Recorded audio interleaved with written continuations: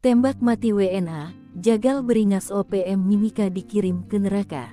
Petualangan pentolan organisasi Papua Merdeka (OPM) di kawasan Mimika berakhir di tangan pasukan gabungan TNI Polri. Eksekutor yang menembak mati WNA bernama Graeme Thomas Wall dan 2 orang karyawan Freeport itu tewas setelah sempat terjadi kontak tembak. Kontak tembak aparat keamanan gabungan TNI Polri dengan organisasi Papua Merdeka di wilayah distrik Tembagapura Mimika, Papua, Kamis tanggal 4 April tahun 2024 lalu. Dilansir tni.mil.id, pentolan OPM Abu Bakar Kogoya merupakan anak buah Lekagak Telenggen, dengan wilayah operasi di Kabupaten Puncak, Kabupaten Mimika dan Kabupaten Intan Jaya. Kepala Penerangan Komando Gabungan Wilayah Pertahanan 3 Kapen Kogabu Wilhan Kolonel Ziin Suryastawa jelaskan daftar aksi beringas Abu Bakar Kogoya yang dilakukannya selama ini. Abu Bakar Kogoya pada tanggal 21 Oktober tahun 2017 terlibat dalam penembakan terhadap 2 orang anggota Brimob bernama Barada Almin dan Brigadir Mufadol di Mile 69 Distrik Tembagapura, Kabupaten Mimika.